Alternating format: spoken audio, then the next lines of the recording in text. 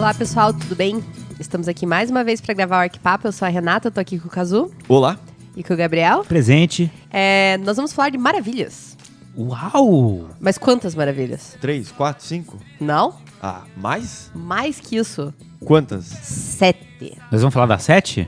A 7. Então vamos lá! Feliz enquanto ainda chora por estar tão ao descaso. Antes de começar o episódio, vamos para as notícias da quinzena. O que tem acontecido no mundo da arquitetura? Boa, Gabriel. Vamos trazer um pouco de luz para os nossos ouvintes. Então vamos, qual seria a primeira notícia? Então, a notícia que eu trago aqui é o seguinte, é que foi feita uma pesquisa aí encomendada pelo CAL junto com o Datafolha. Olha, então tem margem de erro para tudo quanto é lado.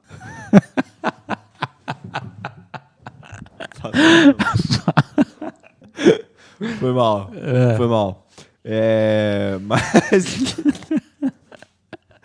Eles entrevistaram aqui, 1.500 profissionais e 500 empresas no Brasil para tentar trazer um pouco do que é essa nossa profissão aqui, que tipo de profissionais que estão trabalhando na arquitetura. Então, selecionei alguns dados aqui que talvez sejam mais relevantes e a gente vai jogar aqui pra galera. Tá. A média de idade dos profissionais de arquitetura é de... Quantos anos você acha? 35. Caralho, Gabriel. É? 38. Eu achei Quase que lá. Então, ou seja, ninguém é arquiteto ainda. É. Na média. Na média. 64% são mulheres. Aham. Então, são maioria. 55% são profissionais liberais ou autônomos. 55 pessoas? Por cento. Ah, tá. Então tá meio que meio a meio, né? Estão na meio. empresa, estão fora e tal. 66% atuam em capitais e regiões metropolitanas. Nossa. Então, tá aí. Uhum. Nossa, falei igual o Sérgio Moro. Principais atividades. Projeto de arquitetura, 87%. Muito bom.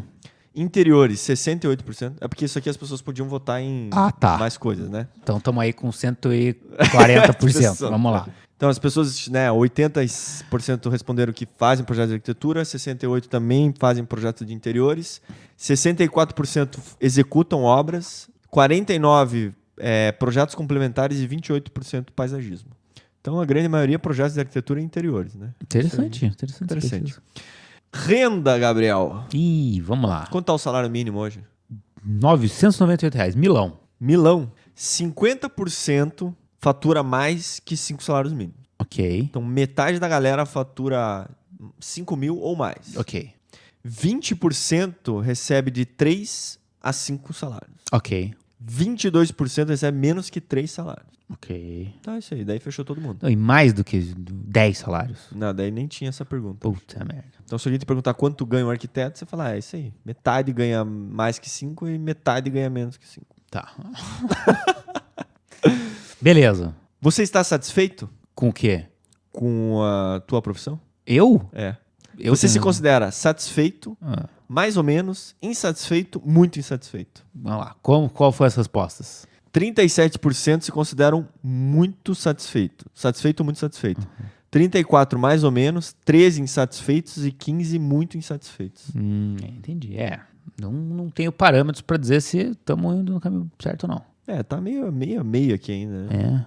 Beleza. Captação de clientes. Captação de cliente. 45% pelas redes sociais, 44% indicação dos clientes. Nossa. Boa, né? Então, Pois é. rede social aí parece que tá funcionando. 45%, caralho. Agora aqui, orçamentos. Como é que você passa o valor do teu serviço? Complicado, né?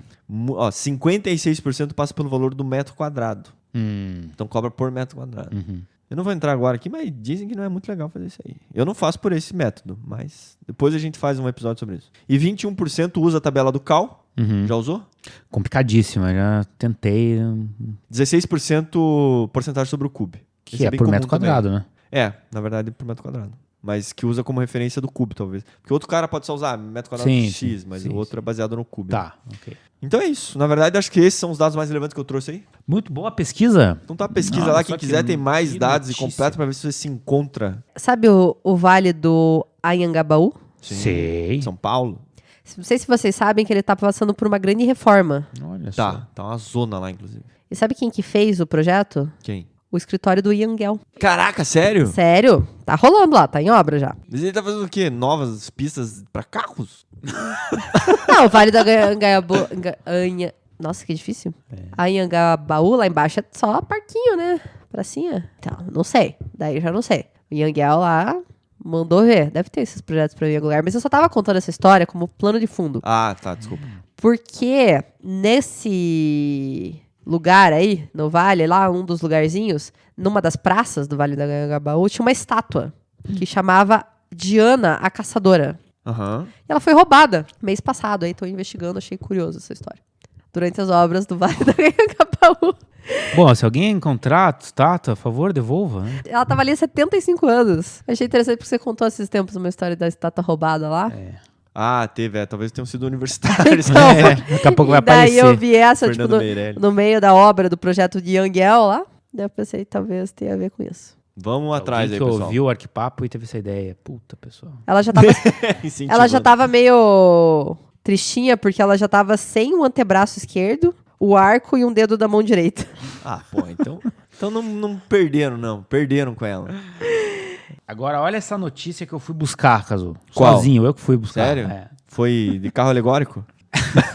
Arquitetura e urbanismo será o enredo da Unidos da Tijuca no Carnaval 2020. Eu não acredito. Sério? Cara, sério, já pensou aquele sambódromo do Oscar Niemeyer? Puta homenagem. O carro Olha alegórico aí. já tá lá. Puta, eu tinha esquecido Faz disso. décadas, entendeu? É verdade. Tudo pano de fundo. Porra, eu quero ver Tudo isso que daí. construir, a arquitetura proporcionou para aquele sambódromo. Então aí, eu quero saber qual que vai ser o samba enredo, né? Como é que é a letra. Esse vai ser legal, hein?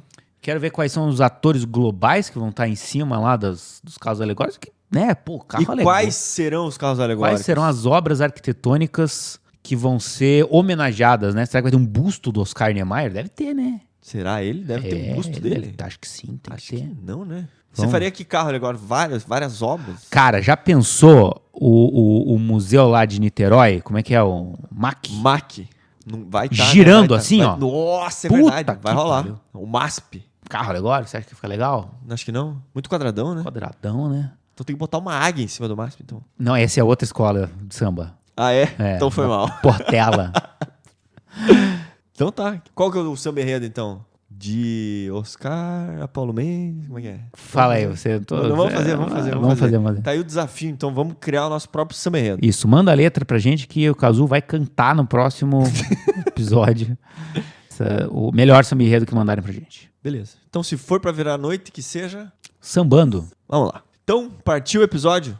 Pera aí. Temos um último recado? Temos um último recado, um recado muito importante. Você que já acompanha o nosso podcast e gosta da gente, agora você vai poder contribuir financeiramente para nos ajudar a continuar produzindo esse podcast e, quem sabe, outros produtos aí na internet, né? Então a gente criou uma maneira de contribuição via PicPay, que é aquele aplicativo que ajuda você a fazer as suas transações financeiras. Se você quiser contribuir com o Arquipapo, você pode contribuir em 2 planos distintos. O plano inicial, que é de R$5 por mês, Só cincão, barateza, uma água mineral, né? menos que uma água mineral. Por mês. Você vai ganhar nossa gratidão, né? E vai ser lembrado aqui nos episódios do podcast. Sensacional já. Não, já é alguma coisa. E o plano Master aí, que é R$10. E nesse plano vão estar as pessoas que vão participar das nossas próximas promoções e campanhas. Então, os nossos próximos sorteios, eventuais participações aqui no episódio. Você tá brincando? Sério? A gente está pensando em coisas aí fenomenais. Todas essas nossas próximas campanhas serão em cima desses nossos colaboradores do plano de R$10. Ótimo, então o que a gente vai fazer?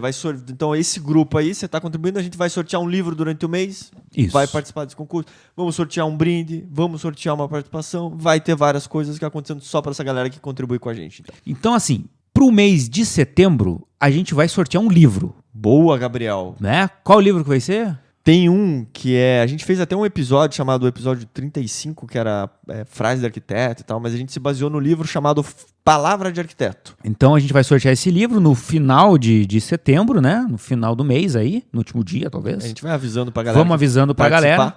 E assim, cara, vai ter pouca gente. Agora no começo é a hora de participar. A chance de você ganhar é maior, Exatamente. né? Então como é que faz? Baixa o aplicativo da PicPay, procura por @arquipapo e daí você escolhe lá, tem os 2 planinhos que você quiser contribuir mensalmente com a gente. A gente fica imensamente agradecido se vocês puderem, porque isso ajuda a gente a produzir cada vez mais e melhores episódios. Se você não conhece o PicPay, dá uma olhada, porque dependendo do jeito que você fizer o seu cadastro, a partir do momento que você começa a contribuir com o Arquipapo, você pode ganhar um cashback. E o primeiro mês do Arquipapo sai de graça pra você. É verdade, é verdade. E fora outra coisinha aqui que eu tenho que falar também, que é o quê? Quem quiser comprar livros lá na Gustavo Gille, na editora Gustavo Gille, já tem um cupom de desconto do Arquipapo, 20% de desconto. Exatamente. Você entra no site da Gustavo Gille e digita o cupom Arquipapo. Beleza? Isso aí, pessoal. Bom episódio.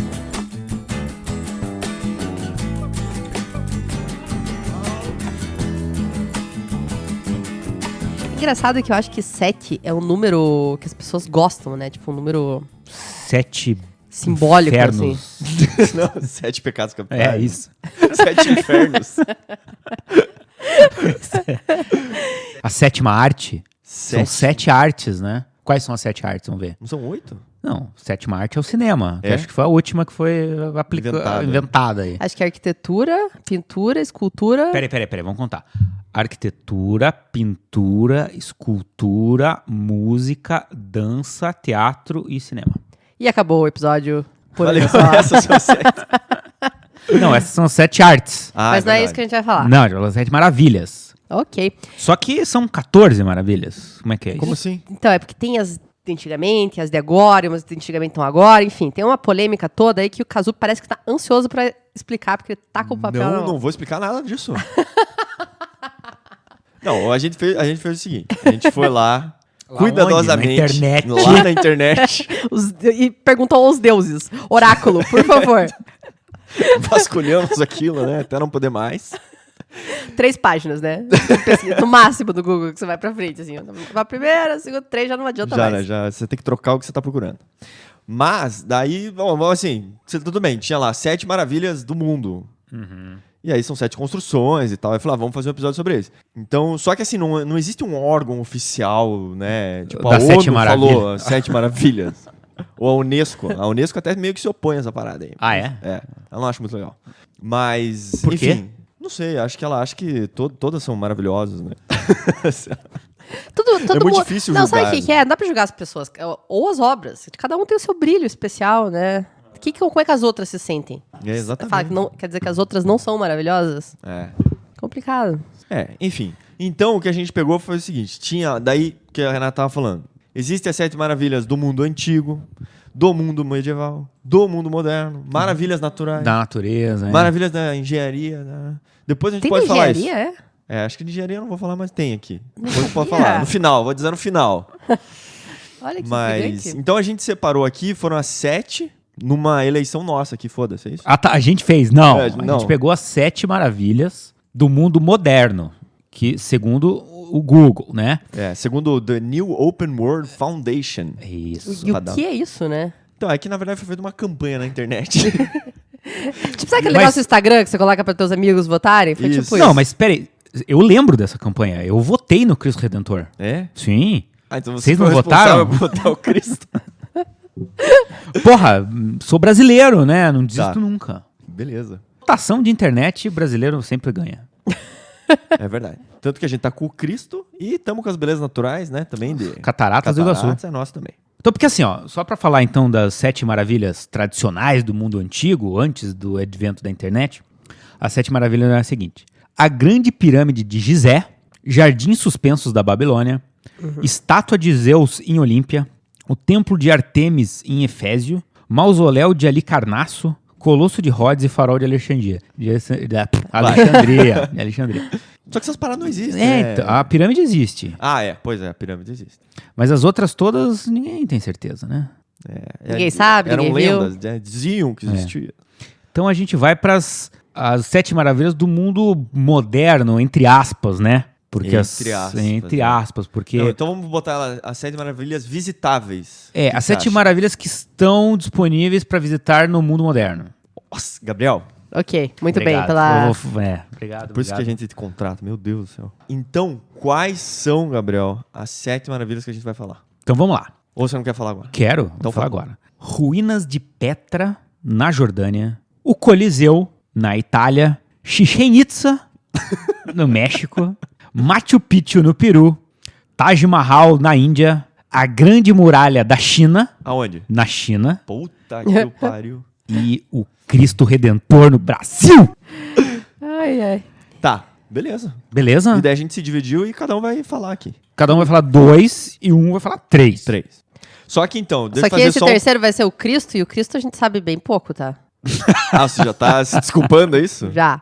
Tá, e deixa eu fazer só então um parênteses, porque a que você falou aí, as pirâmides de Gizé, Aham. elas constam nessa lista da New World Foundation aí, como o título honorário. Porque elas são tão fodas e elas eram da antiguidade, e que permaneceram até hoje, então elas mereceram um título muito especial.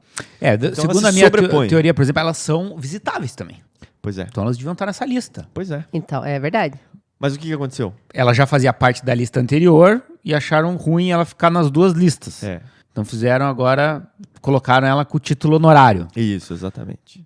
Não dá pra confiar realmente nessa lista, né, desse jeito, né, Só que daí pessoal? o problema é o Critérios, seguinte, por favor. que daí ninguém estudou essa obra aí também. Ah, não. Essa obra Aí não. ficou pra antiguidade. É. Fica pra um próximo É porque daí ia episódio ter que qualquer. falar sobre ET, sabe essas coisas? Ah, mas eu vou falar de ET já. Sério? Ah, é? Como é que você acha que foi construído aquele troço todo lá? Não, então segura esse segredo. Então vamos lá? Bom. Ei, eu que falo isso, caralho. Vamos lá. Ai, ai.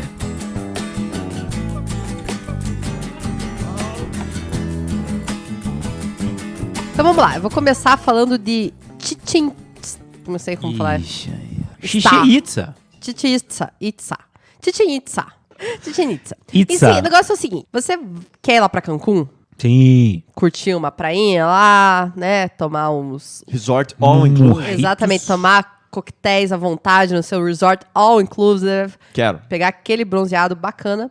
Você pode aproveitar e dar um pulinho Aonde? em Chichen Itza. Aí, CVC patrocina nós. Parece que é uma viagenzinha assim de 1h30. Você consegue ir pra lá, né? Vai de manhã, volta de tarde, passeia na cidade. Mas o que é Chichen Itza? O que é isso?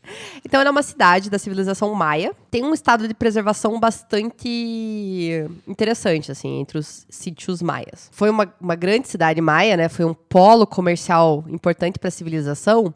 Mas eu confesso que eu conheço bem pouco da história maia, mas na minha pesquisa eu descobri que ela aconteceu um pouco mais tarde. No período que a civilização maia estava lá, sendo plena e maravilhosa, durante o período pré-colombiano. Eles falam assim, no início no final do período clássico e no início do período pós-clássico, que devem ser períodos da civilização maia, Tá. para os arqueólogos. E por ser um polo comercial, eles também investiram em fazer várias rotas, assim, de ligação com a cidade, porque uma coisa interessante também é que as cidades maias, elas não eram unificadas, né? Tipo, somos todos maias e amigos aqui. Então era basicamente como se fosse uma cidade-estado, cada cidade, né? Então você brigava com os amiguinhos, você comprava do amiguinho e assim. Então tinha muita guerra, muita troca e convivência e tudo mais. E como isso era um polo, o local ele acabou exibindo alguns estilos diferentes de construção. Todos maias, né? Só que de diferentes amiguinhos, digamos assim. Cada região desenvolveu um pouco uma particularidade, Eu acho que tipo por... de arquitetura, assim, ou realmente, cada região tinha uma característica, uma forma de construir algumas coisas, algumas civilizações, algumas cidades tinham mais esculturas, pelo que eu entendi, e tinham características de como eles construíam. E por esse local ser um polo, você vê no sítio lá algumas diferenças, assim, nas tipologias, às vezes das colunas, às vezes dos ornamentos, né, que tem a ver com isso, com essa influência desses outros povos. Quando você vê as descrições gerais desse local, ele fala assim, possui diversos estilos arquitetônicos. E pra gente que não é bem inserido nesse universo, né, dessa cultura maia, assim, olha lá, fala assim, nossa, não vi todas essas diferenças. Mas aí quando você vai lendo com um especialista falando, até que dá pra você entender quais são essas características diferentes. Então, eles são tidos assim como resultados de difusão cultural, né? Principalmente desses povos. Eles também acreditam que a população deve ter sido bastante diversa em função dessas trocas, exatamente. Então, tinha bastante gente de vários locais. E essas ruínas eu vi uma palestra de um arqueólogo falando que ele mostra umas fotos de quando as ruínas foram descobertas, assim, mais recentemente, né? Redescobertas, digamos assim. Sim. Né?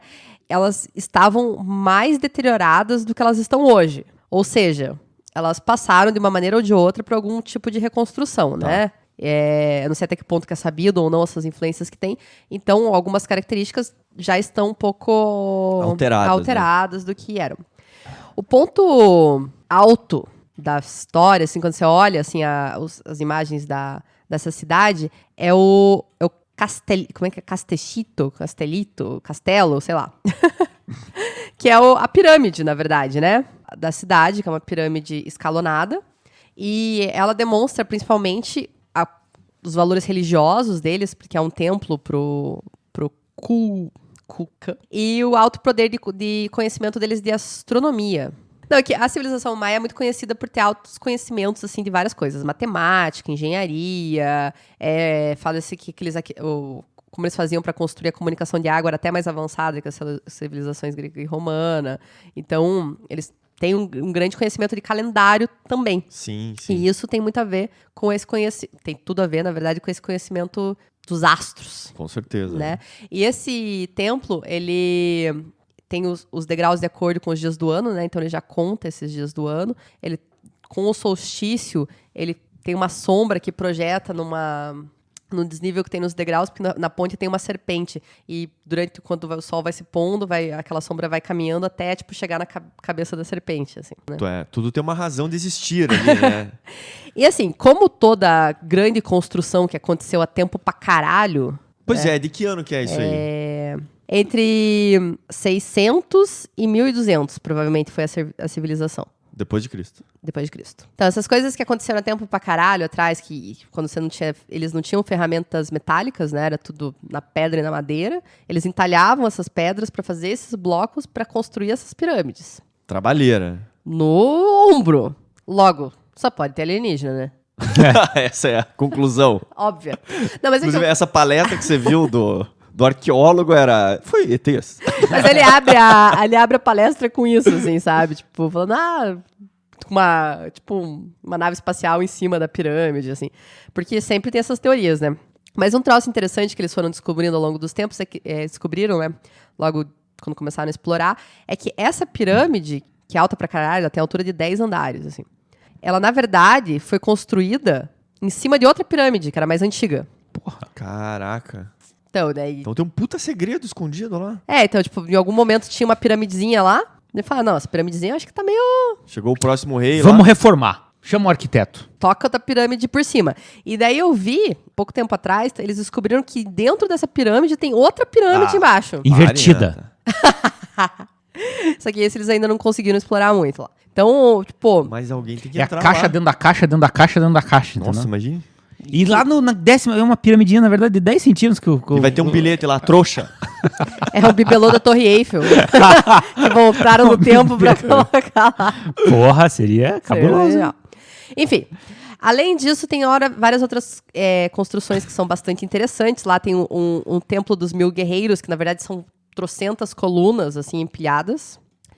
Do lado de um templo gigantesco, assim, que está bastante preservado. Tem um observatório que acredita-se que foi para observações De ET. DT, comunicar-se com os ETs, comunicações astronômicas, e ele já tem uma cupulazinha, assim. Era um Tipo uma planetário, abóboda. então? Caraca. Tinha telescópio também? Só que eles levaram embora quando eles Voltaram pro planeta dele. voltaram pro negócio. E tem um negócio que eu achei fantástico, que é tipo um campo gigantesco pra jogar bola. Só que não é pra jogar bola como a gente joga bola, claro, né? Outras regras. Ele tem tipo um arozinho que fica preso na parede lá. Basquete.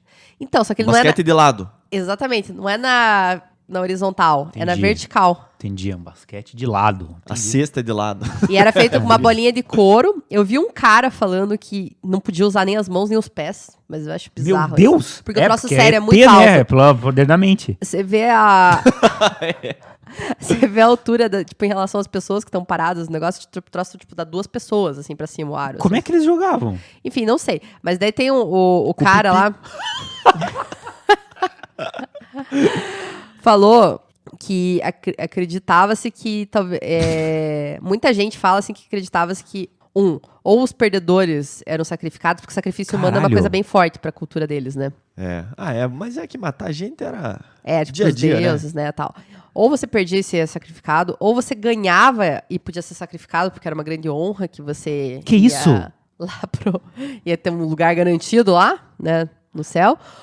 Ou esse outro cara que eu vi, que é o cara que parecia mais foda, na verdade, que era o arqueólogo. Ele falou que, na verdade, ele acredita que isso aí era mais um templo também. E, tipo, tinha um simbolismo disso, não tinha nada a ver exatamente com O esporte. futebol era um templo?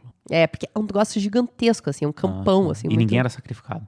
Chama o jogo Mesoamérico. Vamos jogar uma Mesoamérica? É que era difícil pensar que eles vamos se divertir um pouquinho lá, né? Quem perder morre, beleza?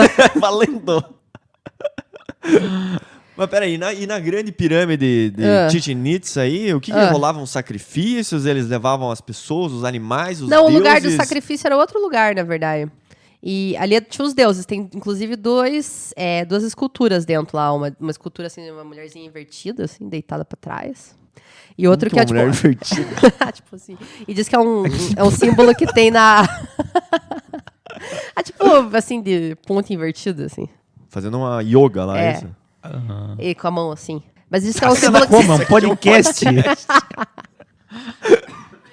E diz que isso é um símbolo que se encontra em outros lugares da civilização maia. Ah, E também tem um trono lá que acho que era uma pantera, um negócio assim. É Agora- bastante religioso. Mas então, e tem um negócio que é ele lá, tipo, fica do lado da água, né? Como toda boa cidade, pra prosperar, tem que ficar na água.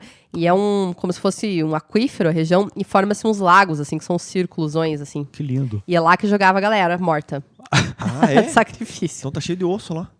Eles Ou tava? tiraram uns tempos atrás alguns ossos e outros objetos, né? Tipo, que você manda pros deuses lá. Potes, As oferendas, né? oferendas e tal. Pote? Cerâmica, né? Tal. Tudo. Tupperware, sabe? Tupperware. Agora a pergunta é a seguinte: como que os maias, vivendo a milhares e milhares de quilômetros da África, construíram uma pirâmide igual os egípcios fizeram? Alienígenas, né? Alienígenas do passado, inclusive. Tinha esse programa no History. Eu não sei. Quando a gente não sabe, a gente devolve a pergunta, Gabriel. Você tem a resposta? Tenho a resposta. A resposta mais terrestre que tem é o seguinte, porque a pirâmide É o formato é o simples. formato mais simples de você chegar até os céus, né? Você vai fazer uma coisa lá pros deuses e tudo mais, você vai começar com uma base larga e vai diminuindo aos poucos, né?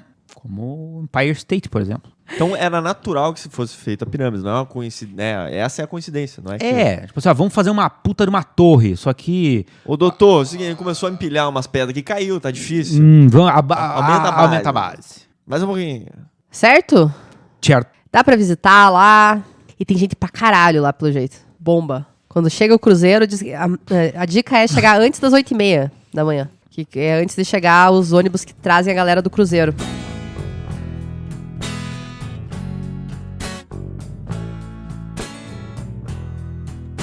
E aí, agora? Taj Mahal? Taj Mahal. Isso.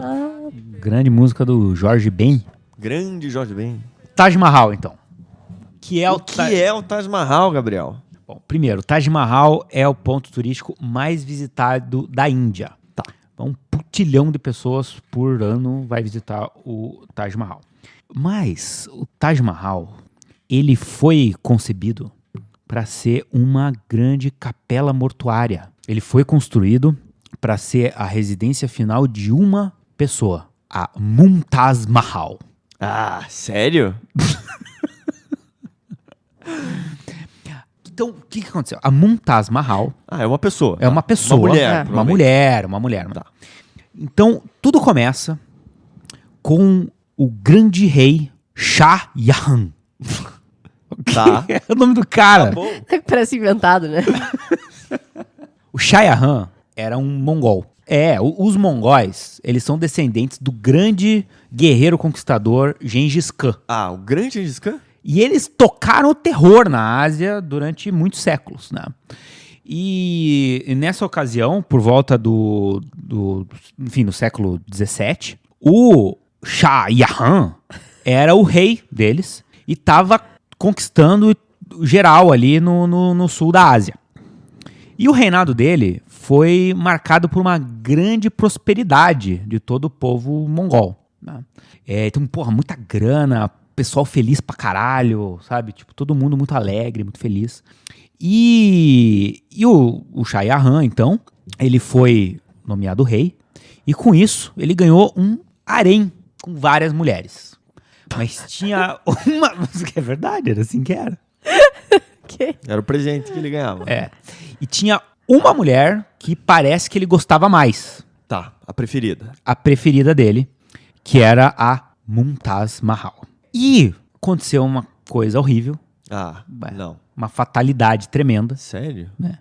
Quando a Mumtaz Mahal estava grávida, lá do seu 17º filho, ela acabou morrendo no parto. Então foi uma fatalidade, uma coisa horrível que aconteceu na vida do Shah Jahan.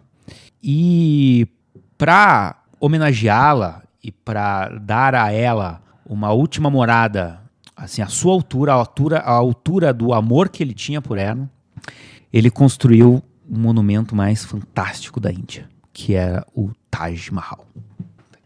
Parece Então, Love no fundo, Stories. era pra deixar o corpo dela lá, isso? Pra deixar o corpo dela lá, exatamente. Então, pra construir o Taj Mahal, ele mandou vir escravos de todo o império. Com isso, ele acabou criando uma fome artificial no reinado dele, porque tinha um exército de pessoas construindo lá o Taj Mahal, ele precisava alimentar todas essas pessoas. Então ele pegou todos os suprimentos que tinham em todas as vilas lá, e água, alimento, tudo indo para a construção do Taj Mahal. E muitas cidades ali que faziam parte do reinado dele acabaram ficando com fome e tal, né? Mas enfim, questões secundárias, o importante é que ele construiu então esse monumento. É importante saber que os mongóis, eles trouxeram então para a Índia a religião muçulmana. O Shah Jahan, ele era muçulmano, e hoje o Islã é a segunda maior religião da Índia. Então, o Taj Mahal, ele tem características arquitetônicas das construções islâmicas. E assim, o Taj Mahal, aquela construção que a gente conhece, ele é o mausoléu, a capela mortuária da Mumtaz Mahal. Mas o sítio onde ele está localizado é maior do que isso. Então, seguindo vários simbolismos da religião muçulmana, o sítio ele é dividido em 3 partes ali. Então, a primeira parte, eles utilizaram pedras mais avermelhadas, cores de terracota. É a entrada do Taj Mahal, que é onde tem uma espécie de comércio ali. Tinha um lugar ali para as pessoas ficarem, fazerem trocas e tudo mais. Depois disso, tem o jardim. O jardim que separa essa parte mundana, tudo do comércio ali, para a parte sagrada, então, que é a terceira parte, que é o Taj Mahal em si, todo branquinho, feito em mármore branco e tudo mais. O jardim também tem uma série de simbolismos. Ele tem 2 caminhos que se cruzam, né? Duas correntes de água que se cruzam, e no meio forma uma espécie de uma piscina, né? Um lago, que simboliza o lugar onde os espíritos se refrescam quando eles chegam ao céu, ao paraíso. Né? Mas a cúpula, ela tem 40 metros de altura. Aquela cúpula central, 40 metros. Tá certo feita, isso? Não sei também, achei estranho. 30 metros, é grande pra caralho a tal da cúpula. A parede da cúpula tem 4 metros de espessura. Tá louco, Gabriel. É grande. É o blocão de mármore maciço? Não, o mármore é só o revestimento. Ah. Mas a cúpula toda é feita de pedra. Os caras foram empilhando pedrinha e fizeram aquela bola de 40 metros. Tá louco. Bom, mas enfim, o Taj Mahal ele tem alguns elementos bem principais ali da sua arquitetura. Um deles são o que o pessoal chama de minaretes. Minaretezinho. Os minaretezinhos, que são as 4 torres que ficam nas 4 arestas do embasamento do Taj Mahal. O interessante é que o Shah Jahan, ele utilizou elementos arquitetônicos dos túmulos de seus próprios antepassados para construir o Taj Mahal. Então, os minaretes, por exemplo... Foi ele que bolou o Taj Mahal? Não, foi o arquiteto dele. Que é? No nome dele aqui, daí no caso não é citado. Tá aí Mas o era um problema cara do arquiteto foda. não botar placa nas obras. Tinha que pôr, né? Tem que ter placa. Não, o cara era muito fodão, o arquiteto lá. Mas a gente não sabe o nome dele. Por exemplo, no túmulo do pai do Shah Jahan, tinham esses minaretes. Então ele pegou esse elemento de lá. Né? O mausoléu do bisavô dele tinha torres nos quatro cantos lá. Então, além dos minaretes, lá ele colocou torres nos 4 cantos. O portal principal e a cúpula foram inspiradas num outro túmulo do antepassado do cara. Então ele pegou esses elementos todos ali Foi Foi juntando. E tem algumas... O arquiteto lá foi um cara muito inteligente. Ele tem algumas artimanhas que ele pegou. O que foi? Por exemplo, os tais minaretes, eles não são 100% verticais. Eles têm uma leve inclinação para fora, por 2 motivos. Um deles é por uma questão de perspectiva. Exato. Então, Ele corrige o ponto de fuga, digamos. Corrige o ponto de fuga. Então, da forma que foi feita, o espectador ali, ele vê as 4 hastes retas. Caralho. Quando, na verdade, elas são inclinadas para fora. E tem uma outra questão também muito, muito inteligente, que é, no caso de um abalo sísmico, eles cairiam para fora, mantendo intacto a construção principal. Caralho, genial isso mesmo. Uma outra coisa interessante é que quando o cara chega ali no Taj Mahal, antes de ele chegar no jardim, quando ele tá na primeira parte, que é a parte ali que tinha antigamente o comércio e tudo mais, a primeira vez que ele vê o Taj Mahal, ele vê através de um portão, de um portal, de uma coisa que moldura o Taj Mahal. E o Taj Mahal, ele ocupa toda aquela moldura. Então ele tem a sensação de que o Taj Mahal é uma coisa grande quando ele vê aquilo. À medida que ele vai se aproximando do portal, a perspectiva dele vai abrindo e ele vai vendo que o Taj Mahal está bem mais longe do que ele pensava. Tem um outro tamanho. Então, uma coisa assim... Cheio de ilusões idióticas. Cheios de idióticas. Vou falar o nome dos arquitetos aqui. Porra, não acredito. Vou. O Ustad Ahmad Laudi e o Ustad Isa. Tá, Isa. Entre outros trocentos artesãos. E o nome dos escravos tem aí também, não? Não, mas foram 20 mil deles. Puta que pariu, 20 hein? mil. Quanto tempo eles levaram Homens. pra construir? Não foi muito, não. Não? Não. Demorou 12 anos, então, pra ser concluído. E isso em que ano? 1600? Hein? Ficou pronto em 1643. Tá. Por dentro, enfim, o Taj Mahal ele é todo adornado, ele tem algumas câmaras lá dentro e tem o espaço principal que representa ali o túmulo da Mumtaz Mahal. Mas o que muita gente não sabe é que aquele lugar que o visitante vai e visita não é exatamente onde a Mumtaz Mahal está. Putz, sério? Sério. Porque, na verdade, a Mumtaz Mahal, o corpo dela tá numa câmara a alguns metros abaixo do Taj Mahal. Então, lá embaixo tem uma escadinha que entra lá e lá no fundão lá tem o túmulo dela. Ah, entendi. Então, lá em cima é só mais uma representação, assim, tal. Um paláciozinho ali Figurativamente. pra representar. Mas daí ela tá lá, então. Tá lá, mas é só ela. Aquilo tudo foi feito pra ela. Pra ela. Mas depois enterraram lá o marido dela, né? Daí não sei onde ao fim do marido. O marido dela tem um fim, aconteceu o seguinte, uma coisa meio trágica com ele. Ele foi deposto, na verdade. Ele foi ficando velho, começou a aparecer um monte de rebeliões ali. Teve a questão de que realmente a construção do Taj Mahal roubou muitos recursos ali do reinado e tudo mais, revoluções, e ele acabou sendo deposto pelo próprio filho. Não, o filho... Porque assim, ele tinha uma porrada de filho, porque ele tá. tinha um harém lá, com muitas mulheres e tudo mais. Mas ele foi deposto pelo filho dele com a Mumtaz Mahal. Puta que eu pariu. Foi Veja esse, você. cara, foi deposto. Então ele foi enterrado lá também. Então foi o filho que, entre as matou a mãe e ainda depois o pai Cagou a vida geral. E prendeu o pai pro resto dos seus dias na prisão que ficava ali dentro da Fortaleza Real.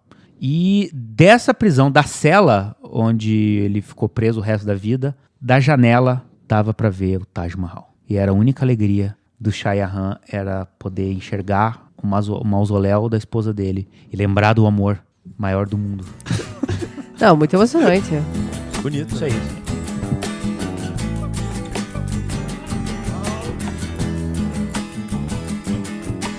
Então a próxima maravilha aqui é Machu Picchu. Nossa. Então Machu Picchu fica em Cusco, ali no Peru. Ela, né, faz parte da civilização Inca. Então, contando rapidamente um começo aí dessa civilização, mas ela teve um império que ela começava do Equador e ia até o Chile. Cusco era a capital, né, a cidade mais importante ali do império. E a dominação que eles tiveram foi do século XIII até o século XVI, tá? E aí, enfim, depois acabou, né, doença, guerra civil entre eles, e depois, para terminar tudo, os espanhóis chegaram e acabou a porra toda. Mas até os incas existiram depois da chegada dos espanhóis por mais 35 anos numa cidade chamada Vilcabamba, né, quando eles daí sucumbiram em 1572. E daí o que é interessante, porque Machu Picchu foi a cidade que nunca foi encontrada pelos espanhóis. Olha só. Então essa que é a grande peculiaridade da cidade e o que nos permitiu daí, né, ter estudos, entender um pouco mais da civilização, das formas construtivas e tal, porque o que estava lá realmente foi, digamos, largado pelos incas e não teve grandes interferências dos outros, né, dos outros povos, digamos. Mas enfim, e apesar da cidade estar inteira lá, os incas também não tinham uma língua escrita, né? Putz. Que é um problema dos povos pré-colombianos, acho. Todas Né? essas. Manja de matemática, manja de tudo menos Escrever no Faltavam as aulas de português. português. Eu vou, Gabriel. O quê? Foi o Gabriel que falou.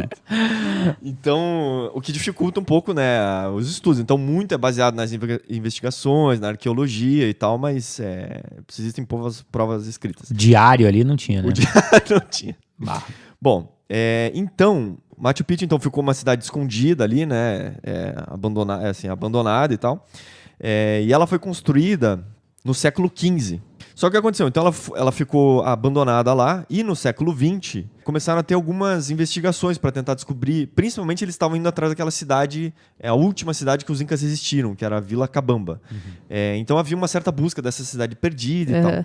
E assim, aí tem uma série de divergências de quem chegou, né? Existem relatos às vezes de italianos, alemães que chegaram antes e tal, mas a história que se conta em termos oficiais é que o grande pesquisador, o Hiram Brigham, terceiro, difícil falar, né?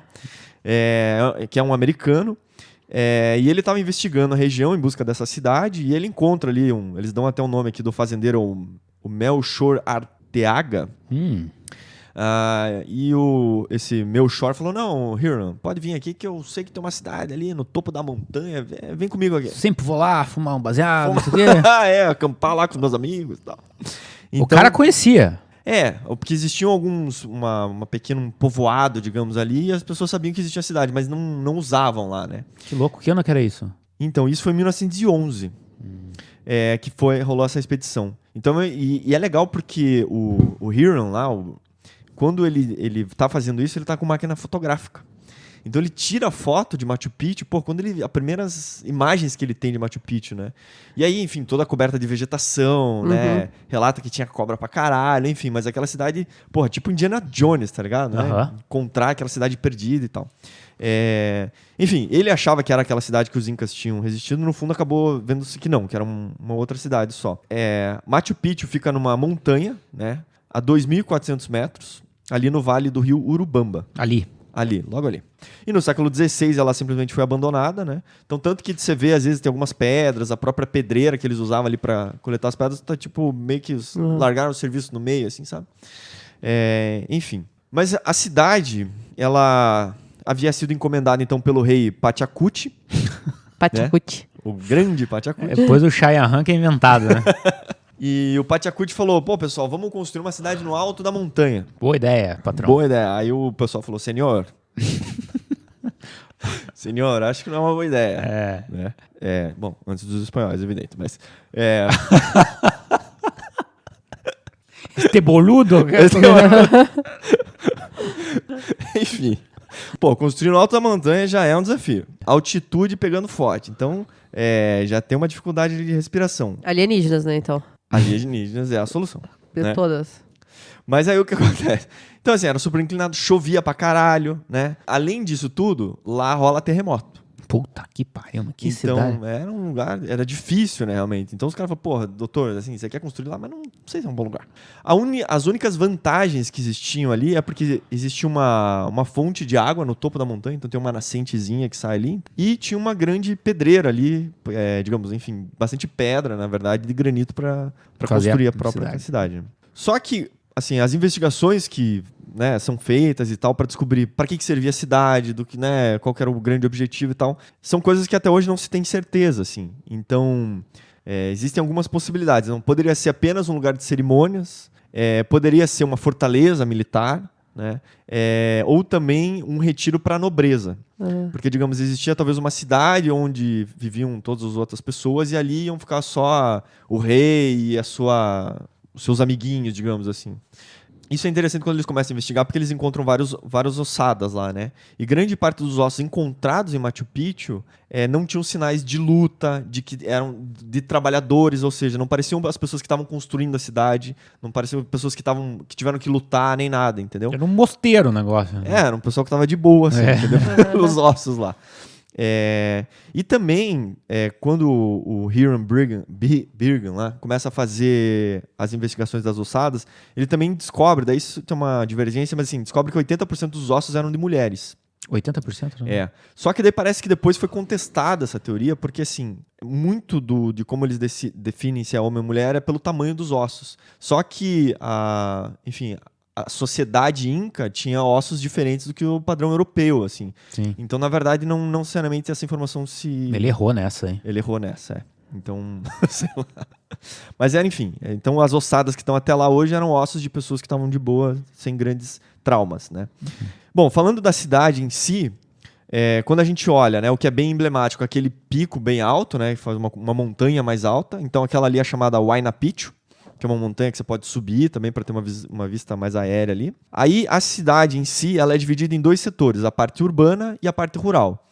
Então a parte urbana, a parte rural, é onde estão os terraços, né, os principais terraços que eles usavam para as plantações, então para a parte da alimentação, muito baseada no milho, né? E o setor urbano, que daí é onde estão realmente as edificações, né? Então ali você vai encontrar os templos, a praça sagrada, o portão principal, os aquedutos. Então assim, são vários templos, né? Então tem o templo das 3 janelas, o templo do Condor, o templo do Sol. Então tudo isso vai sendo distribuído ali por dentro da cidade. Bom, as construções são basicamente feitas de pedra. E também, como a Renata falou, né, dos maias, eles também não tinham ferramentas de ferro nem nada, assim. Então era tudo feito com pedras, né, ou madeiras, né. Então os instrumentos eles utilizavam muitas pedras mais duras para quebrar as pedras mais moles, né. E tinha um sistema que eles usavam que, né, dizem, assim, tudo é teorias, né, mas que, por exemplo, eles faziam fissuras em grandes blocos de pedra. Jogavam água e durante a noite, como a água chegava a congelar por causa do frio, Rompia. a água expande, né? E daí com essa expansão ela fazia a quebra, digamos, das grandes rochas. Caramba. Então essa seria uma das técnicas que eles usavam. Provavelmente no México não foi assim. Congelava a água à noite. Caribe. Eles davam choque térmico. Então, as pedras, você vai ver que assim, são vários encaixes, né? A maioria delas são esculpidas e tal, elas vão sendo empilhadas, né? E o encaixe é muito perfeito, né? Muito bem feito, assim. Tanto que eles tinham um sistema de, às vezes, marcar, digamos, com areia para ver quais eram as saliências das pedras e daí depois, a partir daquela marcação, ir esculpindo as próprias pedras, enfim.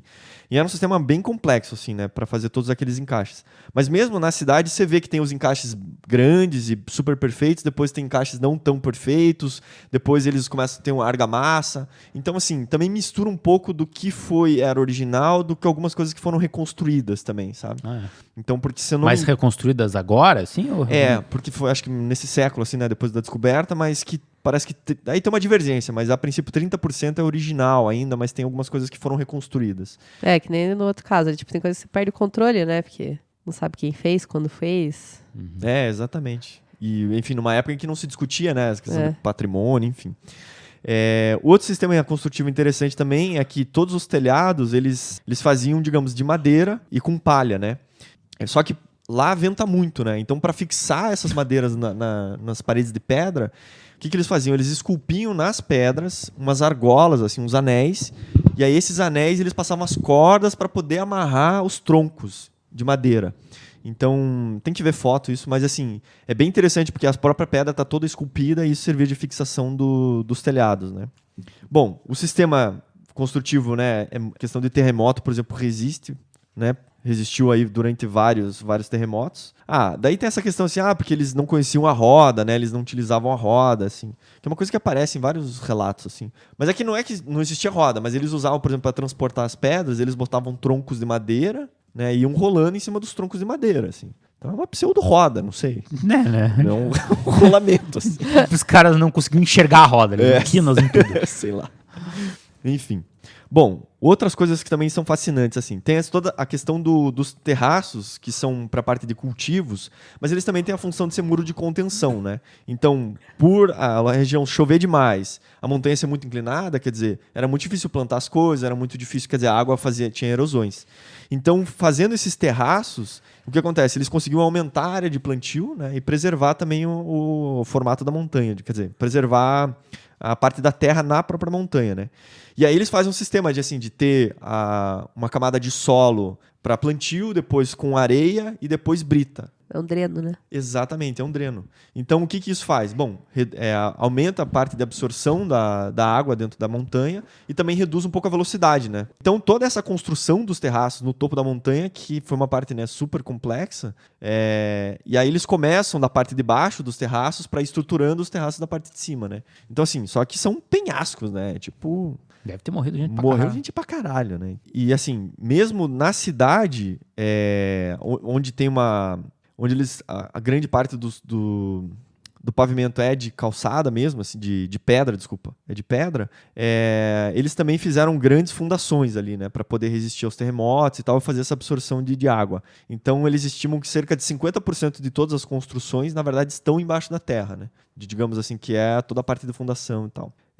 A cidade ao todo tem 16 fontes de água, né, água potável, então sai da nascente, eles vão distribuindo por canais assim que vão espalhando água potável.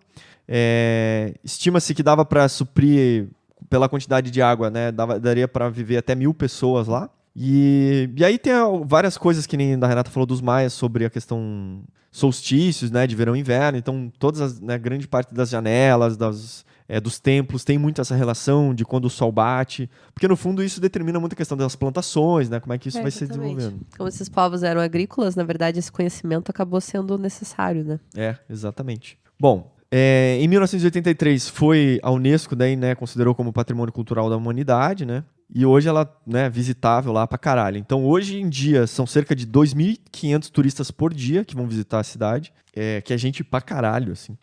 Você falou que só cabiam 1.000 pessoas lá? Pois é. Você pode... A maioria do pessoal sai de Cusco, né? Pega o trem e daí vai até Machu Picchu. Aí você tem um ônibusinho que sobe a montanha ali, que são cerca de 400 metros mais ou menos para subir a montanha, e daí te deixa na porta do parque, né? Você também tem a possibilidade de fazer a trilha Inca, né? Que daí tem trilhas de diversos dias. Então sai desde Cusco lá, às vezes você pode fazer em 10 dias, em 7 dias, 5 dias. Então são várias trilhas que vão passando por outras ruínas também, né? Porque ali, uma das coisas que os espanhóis não conseguiram chegar foi, né, dizem que os incas, sabendo da invasão dos espanhóis, começaram a apagar todos os vestígios que tinham de caminhos e rotas que levavam até Machu Picchu, né? Mas, então assim, para quem for, dá para vir de Cusco, só que dá o mesmo problema do navio aí, que traz muita gente. Então, quando chega o trem, é tipo gente pra caralho chegando. E aí também, porra, é uma multidão ali, né? Então, uma das recomendações, você pode ficar na cidadezinha no pé da montanha, que chama Águas Calientes. E daí ali você dorme, né? Então, você consegue acordar bem cedo para ir subir no parque, fazer a visitação antes do trem chegar. Daí sobe a pé. Não, daí tem o ônibus também. Ah, tá. Mas aí quando o trem vai embora para Cusco também, digamos, o trem vai embora às 4 horas da tarde. Daí tá aí 6 horas que fica aberto o parque, você fica mais vazio, né? Porque, enfim, tem todo um aspecto transcendental, energético. Então quem quiser ficar lá, meditar, sugar energias, enfim, né? Tem para todos os tipos de... Ou só tirar uma foto e postar no Instagram. Beijar uma lhama lá, tá valendo também. Bom, acho que é isso, assim. Na verdade, enfim, é um lugar muito, muito legal. Tem outras ruínas também. Eu consegui visitar uma lá que chamava Ollantaytambo, também bem legal, assim. E a piadinha que eles falam lá, né, que os espanhóis, os incas, o que foi construído e resistia aos terremotos foi construído pelos incas, né? Muitas dessas ruínas foram destruídas pelos espanhóis. Os espanhóis construíram igrejas em cima dessas ruínas incas, só que às vezes dá o terremoto e as igrejas dos espanhóis caem. Então eles são os incapazes. O povo inca sempre com esse senso de humor afiado. Sempre, desde sempre.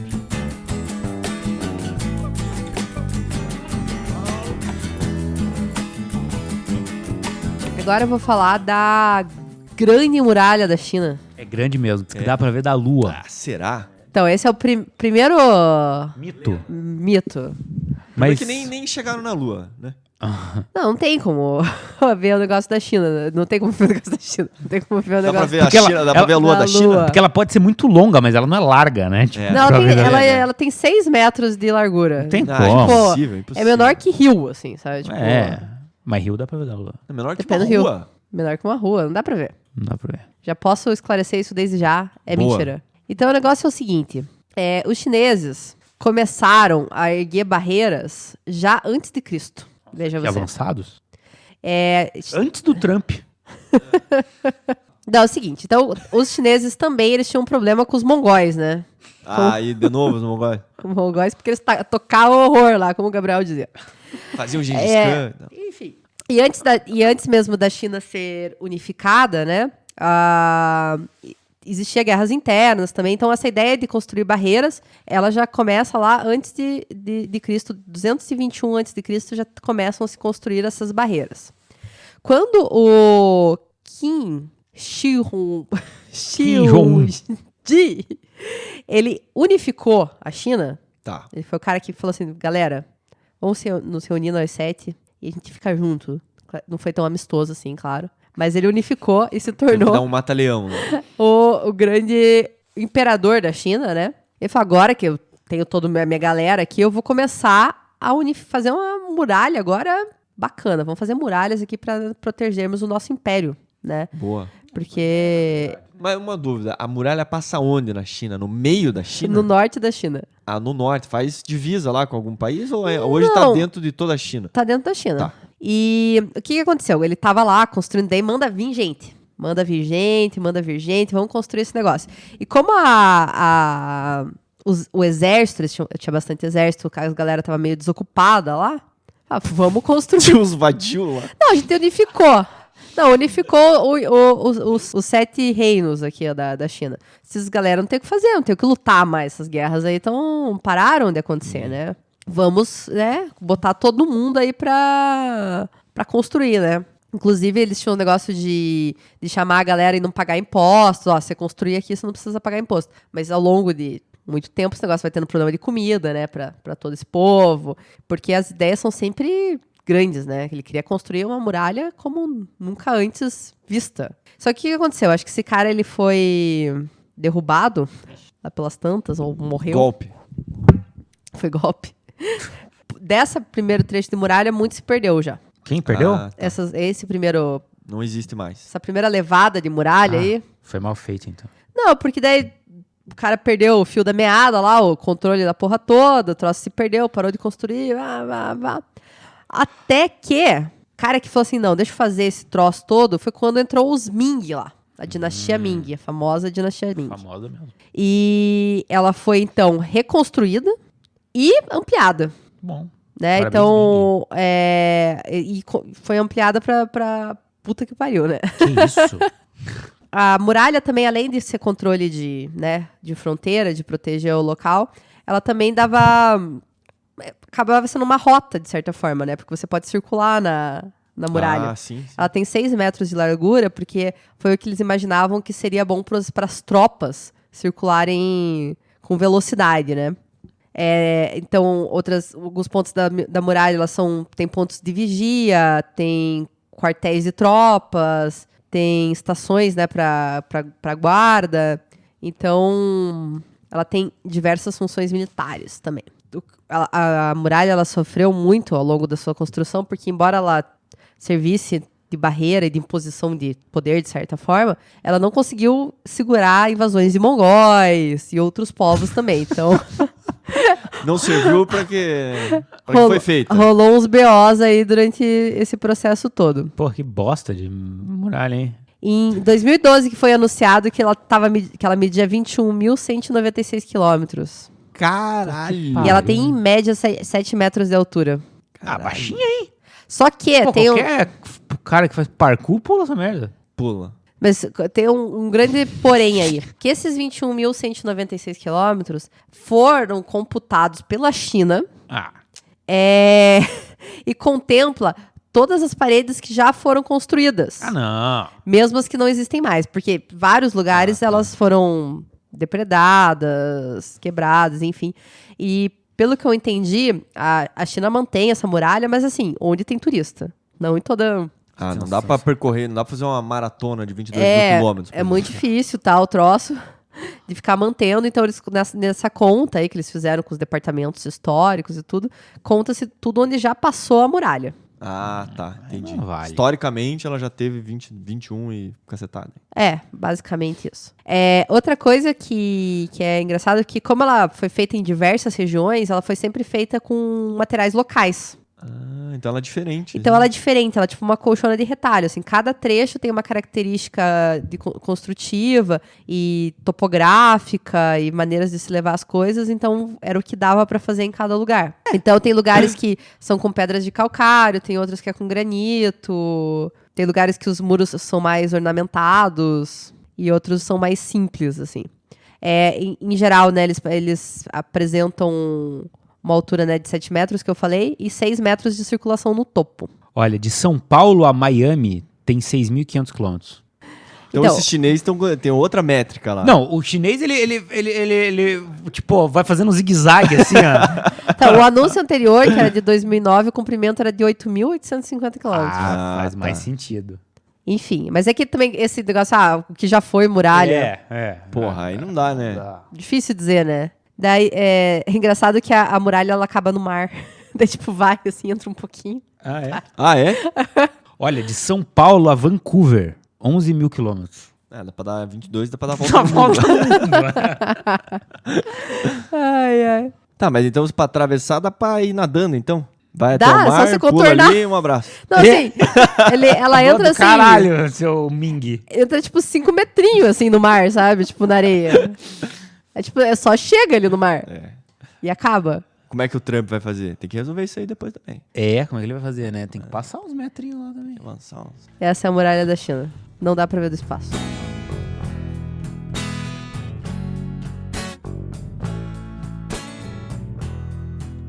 Próxima maravilha. Qual? Petra. Cidade de Cidade. Petra, na Jordânia. Caraca, Gabriel, isso aí é um lugar exótico quase, né? Exótico pra caralho, né? Porra, Jordânia, né? Sei lá. O que a gente sabe da Jordânia? Fica no Oriente Médio, né, a Jordânia. Mas, você falou cidade perdida de Machu Picchu. Falei. Mas Petra também é uma cidade perdida. É? Inclusive apareceu no Indiana Jones. Puta, Contrário da tua Machu Picchu que não apareceu. Tá, então, o que aconteceu? Por muito tempo, então, essa cidade ficou perdida. O que se sabe hoje é que essa cidade, ela foi construída pelos nabateus, que era um povo árabe, nômade, que acabou se fixando ali nessa região da Jordânia, que era uma rota importante de comércio, porque ali nessa região a Jordânia fica bem naquela união assim entre Europa, África e Ásia, sabe? Tá. Sabe, no Nossa. War ali, aquela região que Sei. é difícil de conquistar. É a rótula do mundo, quase. Então eles acabaram se fixando ali por causa dessa rota comercial constante que tinha. E eles acabaram ficando um povo muito rico. Ganharam grana pra caralho nessa rota comercial. Mas depois, enfim, os nabateus acabaram sumindo da face da terra, muitos anos atrás. E essa cidade acabou ficando esquecida. E só os beduínos do deserto sabiam da existência dessa cidade. Mas existia a lenda de uma cidade perdida naquela região. Rolava essa boataria já. E em 1812, um explorador suíço, o Johann Ludwig Burckhardt, ele falou, porra, eu quero descobrir essa cidade perdida. Eu vou lá e vou descobrir. E daí ele... Cara, daí também o cara deve ser bom de lábia pra caralho. Porque o cara convenceu os beduínos que ele era um mercadante árabe. O alemão Suíço, lá, né? Ficou amigo dos beduínos, falou, porra, é tal da cidade lá, me leva lá, que eu quero ver lá. Vamos tomar um isso aqui, gole tomar aqui. um gole lá. E foi, pô, beleza, somos teu amigo, vou te levar pra cidade Os perdida. caras sabiam que tá. Sabiam. onde era. Foi lá levar. E a cidade é realmente única, né? Então ela fica incrustada nas rochas. É uma região desértica, de rochas assim, lá, pelo que eu vi, assim, tipo, é arenito. É uma rocha que é fácil de esculpir, entre Sim, aspas. é assim. uma rocha maleável, né? E ela é uma rocha cor-de-rosa, né? Laranja, é muito linda. E no meio de canyons que foram cavados pela erosão da água há milhares de anos atrás, aquela região ela é toda assim topograficamente acidentada, como de canyons e tudo mais. Quando descobriram essa cidade, a primeira impressão que o pessoal teve foi que ela tinha sido construída há mais de 2.000 anos atrás pelos egípcios. Mas depois, com o passar do tempo, ali, eles foram vendo que não tinha nada de egípcio ali, não tinha nada da cultura egípcia e tudo. Depois resolveram, descobriram, né? Chegaram à conclusão de que tinham sido esse povo, os nabateus. Os nabateus, tá. E isso em que ano, mas eles estimam, mais ou menos, ou não? Tipo 600, assim. Depois de Cristo. Então, e nessa cidade a gente consegue ver várias construções. Tem casinha das pessoas...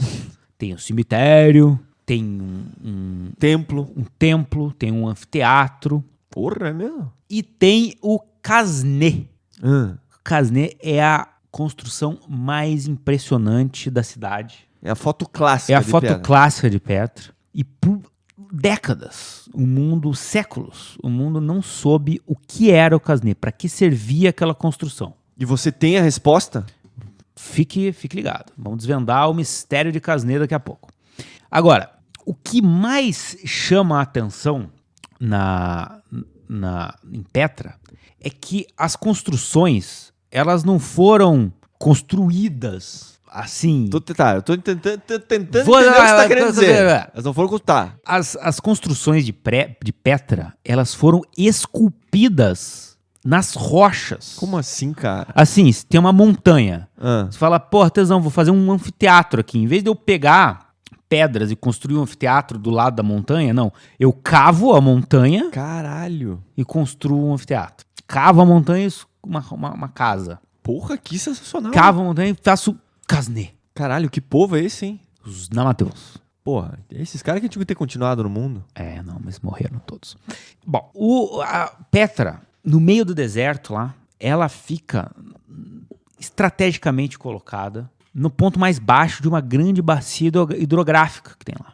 Tá. Então, apesar de a gente estar no meio do deserto, o povo construiu aquedutos de forma a trazer água de várias nascentes relativamente distantes dali, sei lá, quilômetros distantes dali, para trazer para a cidade, para poder suprir a cidade. E estima-se que eles tinham uma disponibilidade de água ali para suprir uma cidade de 50 mil habitantes. Porra! Grande, né? Tá louco. Muita gente. O Casné, então, é uma construção... É a principal construção da cidade, cartão postal da cidade. E ela realmente é muito diferente de todas as outras construções que tem lá. E é muito visível isso. A qualidade arquitetônica do local se sobressai a todas as outras. E ela tem um estilo arquitetônico muito diferente de todas as outras construções da cidade. Ela não tem o estilo de arquitetura árabe que nem tem as outras construções. Ela é visivelmente clássica greco-romana. Pois é, né? Então isso deixou o pessoal encafifado por muito tempo. Como? Encafifado. Tanto quem construiu o Casné, como também para que servia o Casné, né? Então, como eu disse, no começo achavam que a cidade tinha sido construída por egípcios. E nessa ideia, e com isso veio a ideia de que o Casné tinha sido construído por egípcios para abrigar um tesouro escondido do faraó. Tá. Só que o pessoal procurou lá o tesouro e... Nada. Não acharam tesouro nenhum.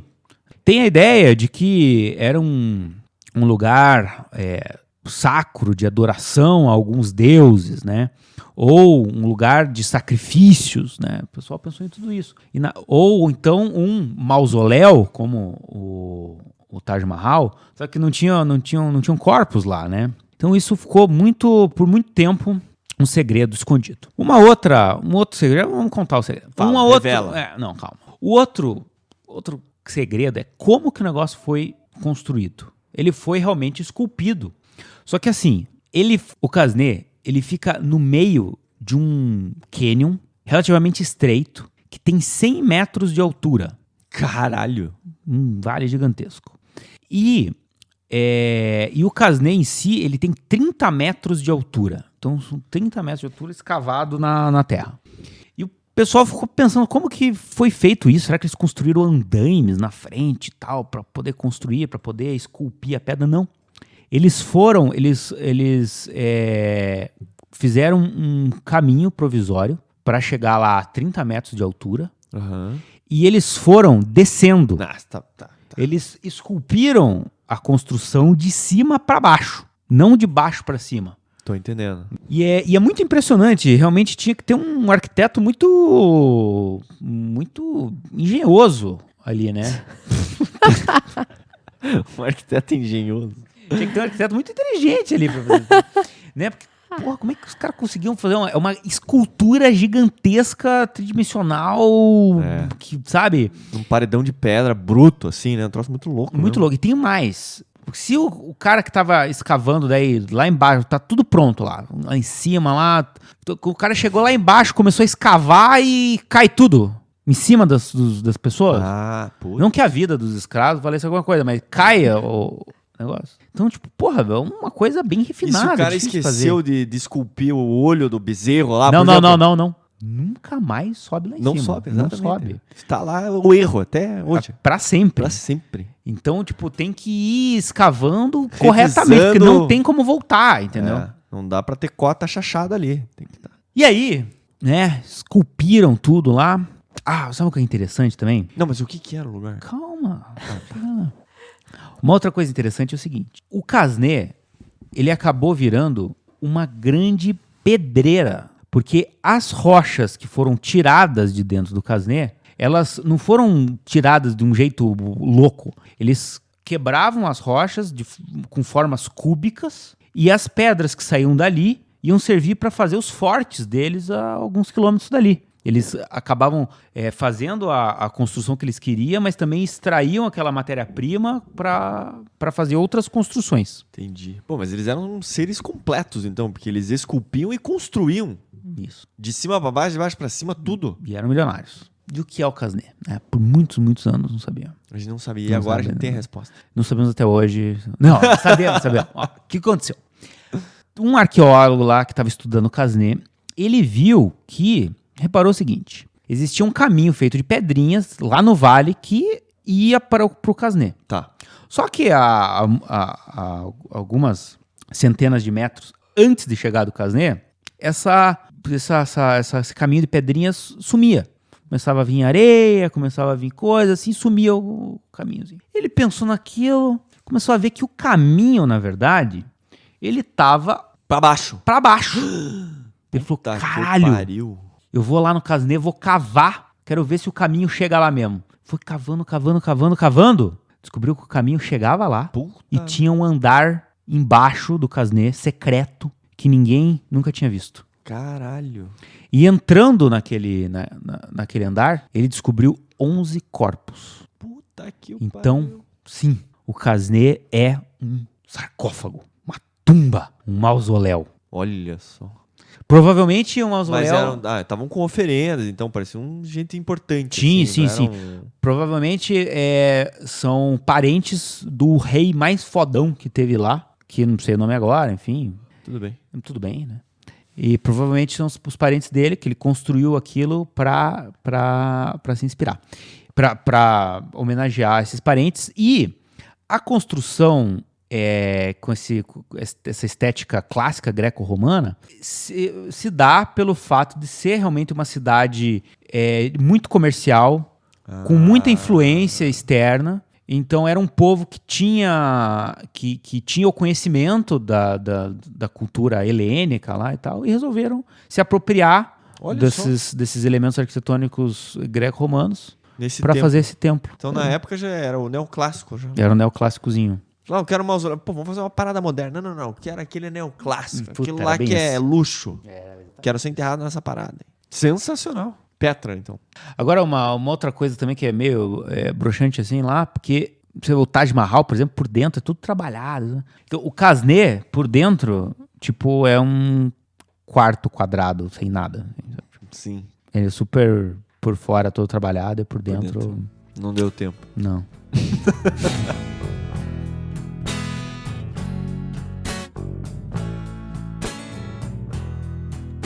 E o Cristo? Tem o Cristo, né? Lá no Rio. Aqui no Rio. Eu votei. Votou? no Cristo. Você é a Essa maravilha? Maravilha. Devo ter votado também. Então, o Cristo, ele tem 38 metros de altura. E ele levou 5 anos pra ser construído. Feito em pedra-sabão. Sempre Ele aprendi foi- isso quando era criança. Quem fez o primeiro projeto foi um engenheiro, Ah, não. Então, Acabou. corta. Vai, vamos pra próxima maravilha. que foi o Heitor da Silva Costa. Brasileiro. Exatamente. Foi o artista plástico Carlos Oswald, que se encarregou de dar aquele tapa melhor no desenho do engenheiro, né? Daquela... Sim, o cara tinha feito um paralelepípedo com 2 retângulos grudados. É. E daí o cara deu uma melhorada no desenho, né? O Transformou artista em Cristo. plástico. E foi um escultor francês que modelou as peças que compõem a estátua, que foi o Paul Landowski. Meio polonês também. Deu pela- Ele começou a se pensar na construção do Cristo em 1921, quando os católicos lá no Rio de Janeiro, eles começaram a falar, pô, a gente vai colocar um Cristo aqui, né? Isso é legal se a gente colocasse o negócio Surgiu essa ideia. assim. Surgiu essa ideia. Entre E daí foi... um bolinho de bacalhau e outro, É. entre um chopp e outro. Pô, vamos botar um Vamos Cristo lá no colocar- topo daquela montanha. Uma puta ideia. E daí foi realizado um concurso de projetos que Engenheiro esse ganhou. engenheiro ganhou. Parabéns, Ah, tá. engenheiro. E foi realizado daí uma vaquinha? uma vaquinha virtual, só que não virtual, para arrecadar fundos, né, para a obra. Foi uma campanha nacional para arrecadar dinheiro. E foram cogitados não só para colocar lá no Pão de açúcar? Pão de Açúcar, mas também no Corcovado e no Morro de Santo Antônio. Ganhou o Corcovado. Ganhou o Corcovado, que ficou legal mesmo, né? Segundo o projeto original, olha só que coisa bacana. O Cristo ele deveria segurar o globo terrestre em uma mão e uma cruz na outra. Puta que pariu, hein? Sério? Ai, mas daí acabaram fazendo com o braço aberto. Melhor, hein? Nossa, ia ficar brega pra caralho. Porra, né? Meu bicho. Deus do céu. Nossa, Tá. o mundo seria diferente. O mundo é... A estátua ela foi. A construção começou em 26, a estátua foi inaugurada em 31. O Getúlio Vargas estava lá na inauguração, né? Foi aquela coisa toda, que era o presidente na época. Eu li aqui uma história super interessante, que é super interessante. Que é o seguinte: Assis Chateaubriand, lembrado do Assis Grande Chateaubriand? Assis, sim. Famoso. Ele teve a seguinte ideia, que ele queria que um cientista italiano, o Guglielmo Marconi, inventor do telégrafo sem fio e nome fundamental no desenvolvimento do rádio, acionasse diretamente da Itália as luzes que iluminariam Cristo. Caralho. Ele Caraca, combinou tecnologia. com o cara que a partir de um iate na Baía de Nápoles ele emitiria um sinal elétrico que seria captado por uma estação na Inglaterra e retransmitido para uma antena em Jacarepaguá, onde as luzes seriam acesas. Deu Meu certo? Deus. Mas Mas... o mau tempo não permitiu que esse artifício tão engenhoso fosse colocado em O prática. mau tempo aonde? Lá na Inglaterra ou aqui? Acho que é aqui, não sei. Enfim, Deixa eu ver. rolou toda uma historinha que não serviu de nada. Foram feitas várias maquetes, né, pra antes de fazer a real ali, pra ver se o troço tava ficando legal. E foi feita na França, de fato, o Cristo. Falei. E ela veio em pedaços pro Brasil. Veja você. Fatiaram o Cristo, então. Fatiaram a Cristo. A primeira parte a ficar pronta foi a cabeça, e o Cristo foi surgindo, portanto, de cima para baixo. Todas as peças da parte externa foram revestidas com pastilha de pedra-sabão. Tinha uma estrutura metálica, né? Das peças iam encaixando pela frente. Mas então o Cristo é oco. O Cristo é parcialmente oco, é. Dá pra entrar dentro dele. Dá pra entrar. E dá pra subir por dentro do Cristo. E dá pra ir beijar a mão do Cristo. Ah, você tá brincando. Dá. Você sai lá no... Como é que... Mas alguém já fez isso? Só basta você ser um trapalhão. E daí você pode ir lá beijar a Não, mão você do tem que ser o Cristo. melhor dos trapalhões. O melhor dos trapalhões. Qualquer trapalhão. É. E daí você pode ir lá beijar a mão do Cristo ao vivo, Olha em só. rede nacional, Mandar beijo pra Xuxa. Camisa da Unicef e ficar no imaginário de todos nós que fomos crianças em 1990. em 1990. Legal. E essa é a maravilha brasileira. Tamo lá, né? As outras estão mais com história, né? Pois é, né? A gente ganhou porque a votação era na internet, entendeu? Na época do Orkut lá, tipo, sabe? Só dava Brasil. Beleza. Beleza?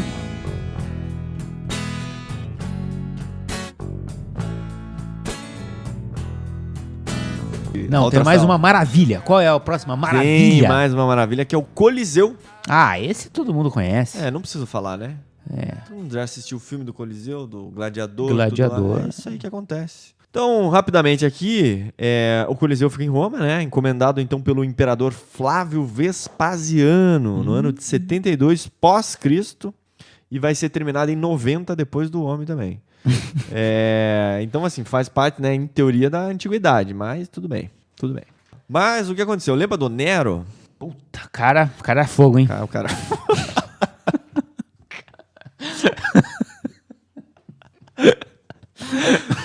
o cara fogo, é esse aí, esse mesmo.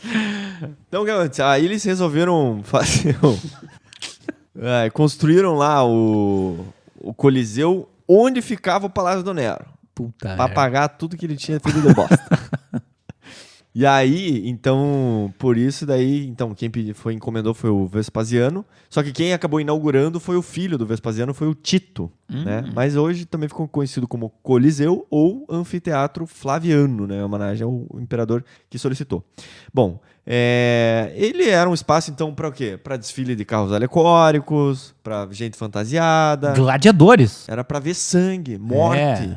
Isso que entretinha as pessoas na época. Imagina o horror. O Flávio aí queria colocar dedinho pra cima, dedinho pra baixo. Ali. Vai, Exatamente. mata ou vive. E morria muita gente. Muita gente. Então, assim, tem até um pouco aquela coisa que ele servia ali, essa coisa do pão e circo, sabe? Tinha entretenimento para o povo, né? Agora, é verdade que tinham vários coliseus, né? Não era o Coliseu. Em Roma era o Coliseu. Ah, né? só tinha esse lá. Não, é porque esse era foi o maior, né? Anfiteatro que eles fizeram. Ou foi o único que sobrou? Talvez. Talvez. Mas esse era, tipo, eles queriam fazer assim, bom, Roma é a capital do mundo, digamos Então tem aí, que do ter o Império, fodão. tem que ter o fodão. Então eles fizeram a maior construção que eles podiam fazer e tal. Tá. Tanto que eles estimam que dava pra caber 50 mil pessoas lá. Puta que pariu, hein? E dizem também que depois de umas ampliações chegou a caber 80 mil pessoas. Ah, tudo apertado, né? Não Vamos tinha ver. cadeira numerada. Pior que dizem que tinha. É? Era banco, não, era banco de madeira. Então, a programação era a seguinte. De manhã cedo, homem versus animal. Na hora do almoço, execução de prisioneiros. Caralho. Então era a diversão ali. Pegava a marmita e sentava pra ver lá. E à tarde era briga de gladiadores. Tá, um contra o outro. Exatamente. Então, manhã, homem e animal. Isso. Pegava lá uns leão, uns rinoceronte, Tá. tudo que vinha e jogava lá. Na hora do almoço, morte simples e pura. Básica. De tarde, homem contra homem. Tá. Então essa era a programação. Pô, imagina, sensacional. Né? E assim, dizem que... Eles tinham o homem contra animal, podia usar arma? Eu vi gladiador, podia. Podia. Valia tudo daí. Não, fazendo um parênteses, porque assim, a questão dos animais, eles faziam como se saísse debaixo da terra, né? Eu vi no Então, filme.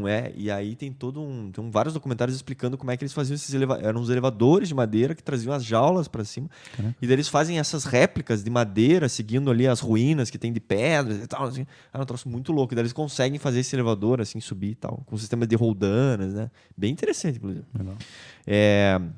Então, assim, os gladiadores lá se quebravam na porrada e era isso aí. O público dizia que era gratuito. Vai saber, não sei. Mas acho que podia entrar e sair. Mas então, tinha umas categorias. Então, tinha o camarote ali pro imperador, tinha pros senadores, né, que sentavam no banco de mármore. Depois tinha a galera, classe média, os comerciantes. E lá em cima ficavam a galera, os fudidos lá. Os plebeus e tal. Então, a pior vista e tal, longe de todo mundo. Não, os fudidos, na verdade, era o gladiador que ficava lá embaixo, né? Sim. Sempre tem gente pior que a gente, né? Isso é bom.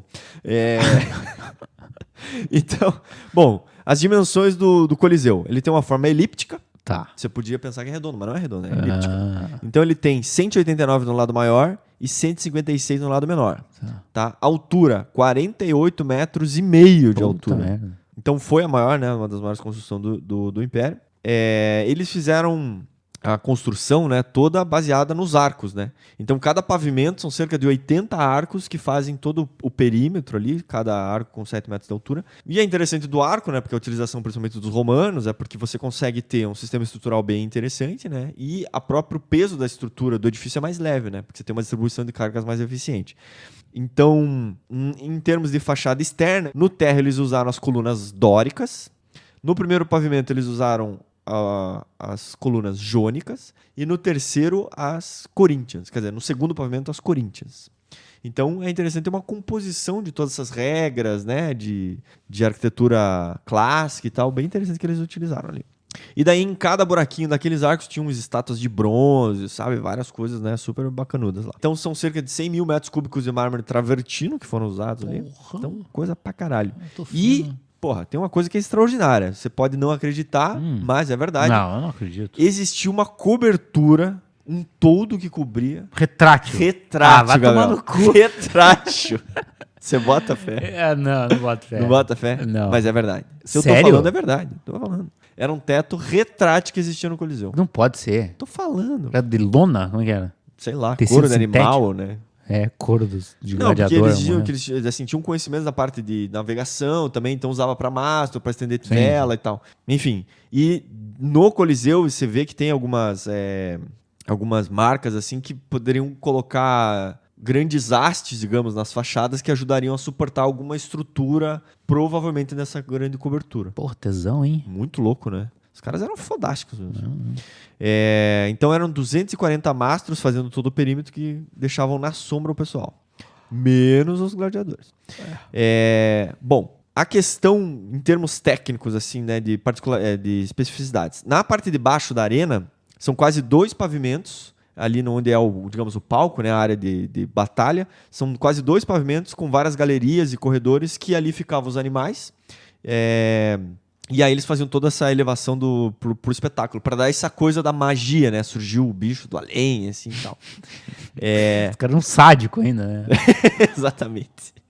E é interessante porque tem vários relatos dizendo também de um grande espetáculo que foi...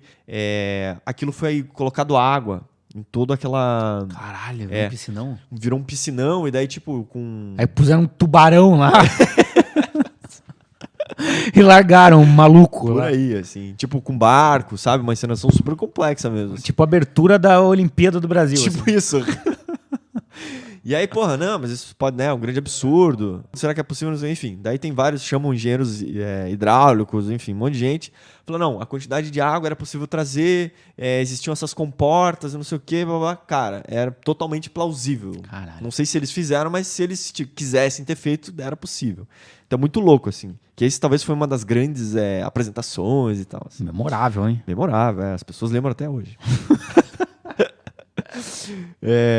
Mas enfim, os corredores são super, né, bem dimensionados no sentido de escoamento, então dava para entrar e sair gente pra caramba, e os corredores comportavam perfeitamente. E é isso. Só que o que aconteceu? Isso aí foi construído lá no começo né, então ali em 70, terminado em 90 depois de Cristo. E o anfiteatro funcionou para palco de lutas assim até o ano de 404, quando o imperador Flávio Honório proibiu daí a luta, os combates entre os gladiadores. Porra. O cara acabou com a alegria, né? E o que aconteceu que ele não tem um pedaço lá? Um terremoto? O que foi? Então, aí teve várias coisas. Assim, teve a questão de terremotos que aconteceram. Durante a Idade Média, houve um esvaziamento de Roma, né? Então Roma chegou a ter, sei lá, acho que se não me engano, 1 milhão de pessoas, né? De habitantes, imagine uma cidade daquela com 1 milhão de pessoas. E aí durante a Idade Média isso caiu para 100 mil pessoas. Então depois houve invasão dos bárbaros, houve muito saqueamento. Então foi perdendo, né, parte do revestimento, da estrutura, das coisas. Então assim, várias coisas foram se perdendo, assim. Então, por isso que hoje ele está um pouco degradado. Mas enfim, e aí depois isso também passou a ser usado por várias outras instituições. Então até a própria Igreja Católica usou por um tempo, depois algumas famílias, depois foi usado como uma fortaleza, como castelo. Então foi passando por diversos usos ali também. E aí teve algumas escavações arqueológicas que eles fizeram no século XVIII, né? Para daí realmente conseguir investigar mais coisas e tal, essa coisa da preservação, né? E aí tiveram que fazer várias reformas. Uma última grande que teve foi em 2000 para recuperar parte da estrutura da fachada, enfim. tem uma curiosidade que em 2012 houve um alerta aí também para surgiu que o Coliseu talvez estivesse se inclinando um pouco. Então um dos lados estava 40 centímetros mais baixo que o outro. Sei. Tava tipo virando Torre de Pisa. Sabe? Aham. Daí parece que tiveram que reestruturar isso também. E Coliseu hoje recebe cerca de 18 mil pessoas por dia. Puta que pariu. Então é o segundo sítio arqueológico mais visitado. Qual que é o primeiro? Muralha da China. Ah, é? Aham. Então é isso. Esse é o nosso Coliseu. Muito bom. Beleza? Então tá aí nossa lista das 7 maravilhas do mundo moderno. Exatamente. Espero que você tenha gostado. O desafio aí para os nossos ouvintes é conhecer todas pessoalmente. Bom desafio esse, Gabriel. Olha Quantas você conhece, Caso? Pessoalmente? Conheço uma. aí. 3. 3? Falta pouco para preencher a lista. Então, beleza. É isso? É isso. Chega dessas listas. Chega de lista Então, e vamos lá. falou. Até daqui a 15 dias. 7 maravilhas de podcasts. Tem isso? Arquipapo primeiro. Vamos Isso. Então, um grande abraço. Falou! lá. Até mais.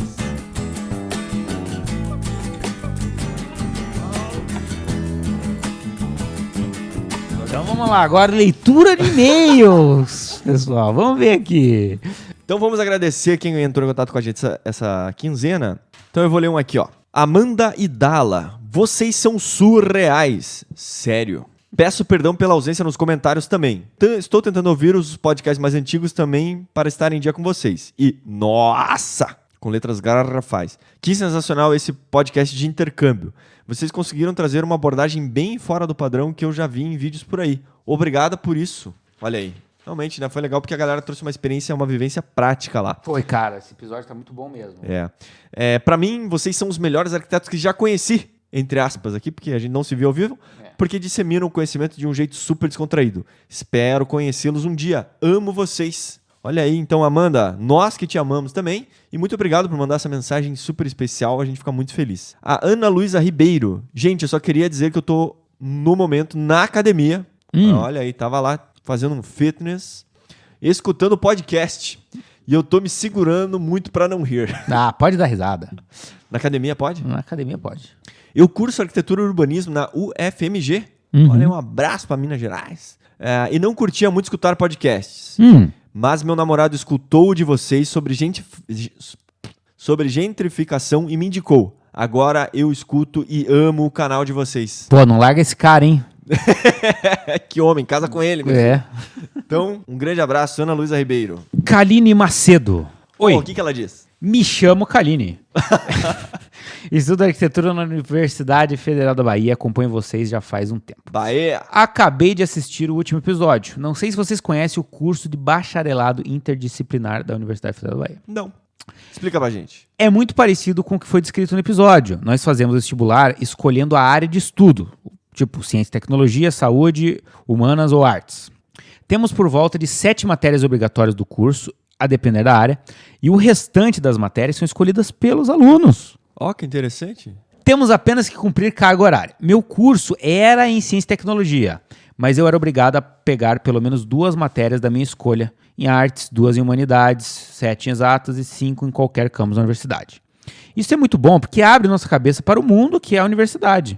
Ao concluir as horas, a gente escolhe qual curso que você quer. Caraca, mas sensacional. Então, assim, faz crédito ali, completou, e aí depois você vai escolhendo o curso agora. Ô, louco. Daí você pode migrar também para outro curso. Vale tudo. Então ela explica aqui, ó. No meu caso, migrei para arquitetura.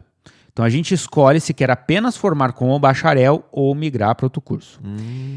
Então ela fala aqui, ó. Eu achava que queria engenharia sanitária, mas conforme fui pegando as matérias e conhecendo os cursos, percebi que a minha área era arquitetura. Por isso, um aluno que foi do bacharelado interdisciplinar dificilmente abandona o curso que escolheu para migrar. Também precisamos manter nossas notas altas para conseguir o curso que queremos. Então, os alunos do bacharelado interdisciplinar acabam sendo conhecidos por serem mais focados que os cursos convencionais. Ah, porque daí virou uma selvageria de nota, né? Os que querem migrar para medicina Pô, vão tão fudido. Adoro o programa de vocês, sucesso e até mais. Show, valeu, Kaline. E olha quem tá de volta também aqui, ó. A Natália Minkov. Porra, que saudade, fazia tempo que ela não dava um comentário aí. Episódio Topster, como sempre. foi bom ver as pessoas que aproveitaram certo esse programa, pois ao contrário deles, as pessoas que eu conheço foram passear mesmo. E é por causa delas que o programa acabou de graduação. Barra. Puta, teve muita gente que foi passear mesmo, né? Mas, a gente achou uma galera que foi e vivenciou de uma maneira correta, que eu acho que foi legal. Além disso, na minha opinião, o aluno deveria produzir algo para a sociedade ou para a universidade, pois o investimento do dinheiro público diretamente, ao meu ver, só agrega para o intercambista e não para o país. É verdade. É um ponto interessante mesmo. Eu acho que, realmente, principalmente quando vai para fora, porque né, é um dinheiro alto, assim, né, em dólar. Mas quem faz universidade pública também, né? Pode ter, às vezes, um pouco de contribuição maior. Enfim, é uma discussão interessante mesmo. Fiquei morrendo de vontade de fazer a matéria de arquitetura em Nova York. Deve ser muito legal. Queria uma dessas em São Paulo. Porra, eu também, cara. Sensacional, né? Que experiência, O né? Guilherme que falou, né? O professor ia andando por Nova York, explicando os prédios, contando a história. Porra, Irmão. fodástico. Queria uma em São Paulo. Dá pra fazer, vamos fazer. A gente tem uma ideia futura de fazer um negócio desse. Vamos ver. Vamos ver aí. Beleza? Beleza? Gabriel, como é que faz pra entrar em contato com a gente? @arquipapo, tá? Tudo. Twitter, Facebook, Instagram, grupo fechado no Facebook. Porra, esse grupo tá animal. 600 tem pessoas, já. 600 pessoas. Se você não se inscreveu, se inscreva. Fala com a gente pelo blog @arquipapo.com.br, pelo aquele aplicativo Castbox, pelo iTunes. iTunes, nós estamos aí. E agora não esquece que também tá rolando a contribuição PicPay! PicPay com os planos de 5 ou 10, se você puder contribuir com a gente. Isso aí, galera. Vejo vocês lá. Valeu! Um abraço. Tchau!